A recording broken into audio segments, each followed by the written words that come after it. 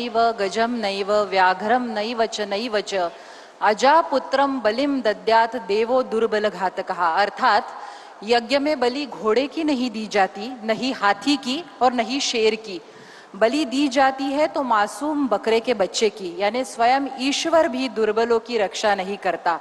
और इसी आधार पर जिन्होंने डिफेंसिव ऑफेंस अर्थात आक्रामक सुरक्षा की डॉक्ट्रिन फलसफा हिंदुस्तान को दिया, वे भारत के सुरक्षा सलाहकार माननीय Shri Ajit Doval ji. You do one more Mumbai and you will lose Balochistan, ऐसी चेतावनी पाकिस्तान को देने वाले अजीत डोवाल जी। देश की सरकार किसी भी दल की हो, जब जब देश की रक्षा और सुरक्षा का मामला आता है, सभी सरकारों के पास एक ही जवाब होता है और वह जवाब है अजीत डोवाल साहब।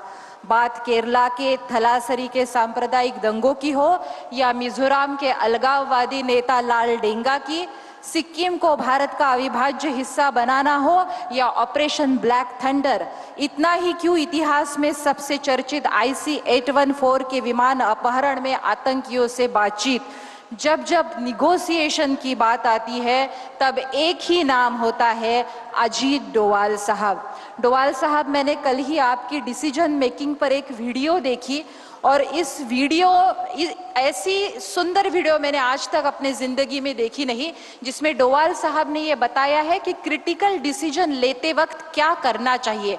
वो कहते हैं कि निर्णय लेने से पहले यह सवाल अपने आप से पूछे कि इसमें मेरा कोई सेल्फ इंटरेस्ट तो नहीं है और मुझे डर तो नहीं लग रहा। अगर इसका उत्तर हाँ है तो यह निर्णय ले लें।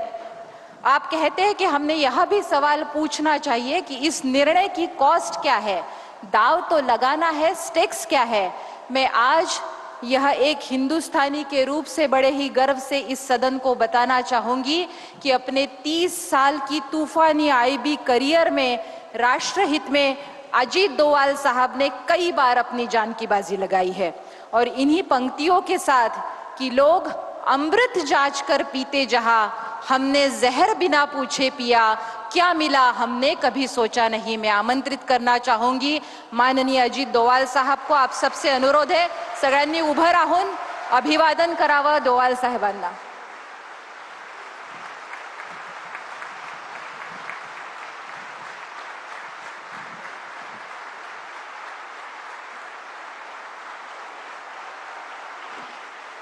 धन्यवाद,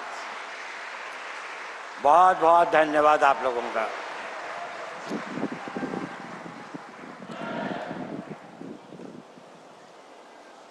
भारत के माननीय गृह मंत्री आदरणीय श्री अमित शाह जी, महाराष्ट्र के मुख्यमंत्री माननीय श्री देवेंद्र फडणवीस जी, उप मुख्यमंत्री माननीय श्री एकनाथ शिंदे जी, उप मुख्यमंत्री माननीय श्रीमती सुनेत्रताई पवार जी, तिलक स्वराज्य स्मारक ट्रस्ट के अध्यक्ष डॉक्टर रोहित तिलक और इस ट्रस्ट के अन्य सदस्यगण, मंच पर आसीन सभी महानुभावगण और इस सभा में उपस्थित गणमान्य देवियों और सज्जनों, आप सबको मेरा अभिवादन।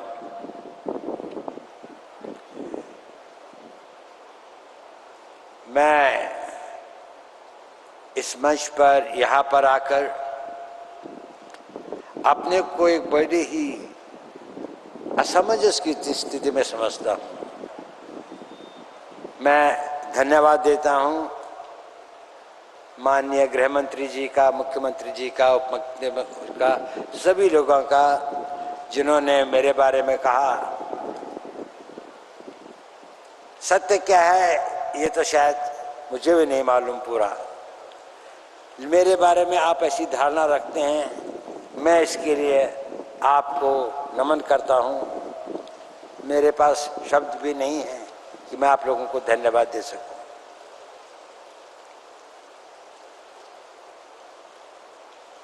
साथियों, आज एक विशेष दिन है। यह विशेष दिन है हमारे राष्ट्र के स्वतंत्रता संग्राम के प्रेषक, स्वतंत्रता संग्राम के एक अद्भुत सेनानी, फिलोसोफर, मार्गदर्शक, उनकी 106वीं पुण्यतिथि का ये मेरा सौभाग्य है कि मैं आज पुणे में, जो उनकी कर्मभूमि थी, और आप सब लोगों को जो पुणे के निवासी हैं, उनके साथ मिलकर उनको अपने श्रद्धा सुमन और श्रद्धांजलि प्रेषित करता हूँ। मैं दिवंगत आत्मा को नमन करता हूँ और उनकी आत्मा के लिए ईश्वर से प्रार्थना करता हूँ।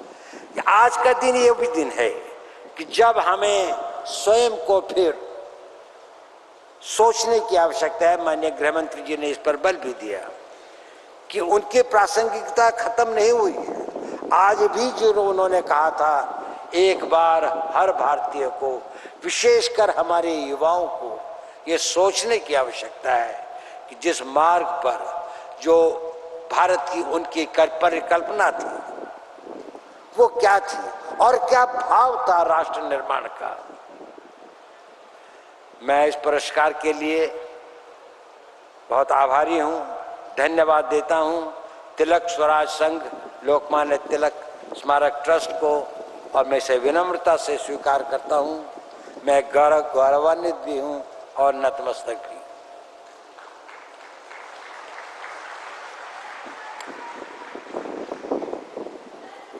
लोकमान्य तिलक जी के जीवन को समझना, उनकी गहराइयों को देखना, उसके लिए उस समय के काल, उस समय के मजबूरियां, उस समय की दयनीयता को शायद हम लोग उसकी कल्पना नहीं कर पाते। विशेषकर जो हमारा युवा वर्ग है, वो सोचता है शायद भारत हमेशा ऐसा ही था। जिसे हम स्वतंत्रता कहते हैं, शायद उनको लगता है कि स्वतंत्रता केवल वह करने की जो आपकी इच्छा है। स्वतंत्रता ये नहीं थी। जिन लोगों ने स्वतंत्रता के लिए अपने प्राणों को न्यौछावर किया, जिन लोगों ने इसके लिए संघर्ष किया, जिन लोगों ने हमें इसका नेतृत्व दिया, लोकमान्य तिलक उसके सिरमौर थे। उसके, उनका जो व्यक्तित्व था, उनका जो समय था, उस वक्त तक वो आवाज उठाने की हिम्मत बहुत लोगों में नहीं थी। लोगों में एक त्रासदी थी, एक पीड़ा थी, एक वेदना थी, एक करा रहा था समाज। लेकिन जो चाहते भी थे कुछ बोलना, वो यही कहते थे कि हम किसी तरह से कोई रास्ता निकालें, बातचीत करके, इनके कुछ संयम का प्रयोग करके, लेकिन वो कठिन रास्ता मुकाबला करके और इसको जीत के ले। ये शायद ये इसका नेतृत्व और इसका भाव उन्होंने ही देश को दिया। दास्ता की बेड़ियों को उन्होंने झंझोड़ने के लिए देश के युवकों और देश की जनता में एक नई चेतना और पौरुष का प्रादुर्भाव किया। अब चाहे उनका त्याग और उनकी सेवा, चाहे महाराष्ट्र का प्लेग हो जिसमें उनके अपने पुत्र 21 वर्षीय विश्वनाथ को भी अपने प्राण देने पड़े, लेकिन उसके बाद भी वह पुणे छोड़ के नहीं गए। यहाँ पर लोगों को यातना थी, उन्होंने सोचा ये मेरा कर्तव्य भी है। वो समाज सेवी भी थे। और ये पुणे तो एक धरती,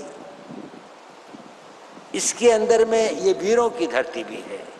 यहाँ पर छत्रपति महाराज, शिवाजी महाराज, पेशवा बाजीराव, मालाजी मासुरे, मुरारजी भाई देशपांडे जैसे कई वीर योद्धा अपनी वीरता का वो उदाहरण और वो मापदंड रखे हैं जो इतिहास में एक अद्वितीय है। और उसके साथ साथ ही यह एक विचारकों की, समाज सुधारकों की भी धरती रही है। यहाँ पर महर्षि करमरी, गोपाल कृष्ण गोखले, गोपाल गणेश आगरकर, सेनापति बापट आदि जो हैं वो सभी हमारी श्रद्धा के पात्र हैं। और इसके पीछे यदि आप देखें तो इन दोनों धाराओं की जो उत्पत्ति, जो उद्गम है, वो थी भारत की सांस्कृतिक और धार्मिक विश्वास उन लोगों का, और उस पर उनका एक पूर्ण वो चाहे योद्धा थे तब भी उनको अपनी संस्कृति, अपने धर्म, अपने संस्कार, अपने उसका बहुत बड़ा मान भी था और ज्ञान भी था। लोकमान्य तिलक जी के बारे में अगर हम देखें तो वो इन तीनों धाराओं का सम्मिश्रण करते हैं। उनमें शौर्य और दृढ़ संकल्प भी था, वीरता और शौर्य का वो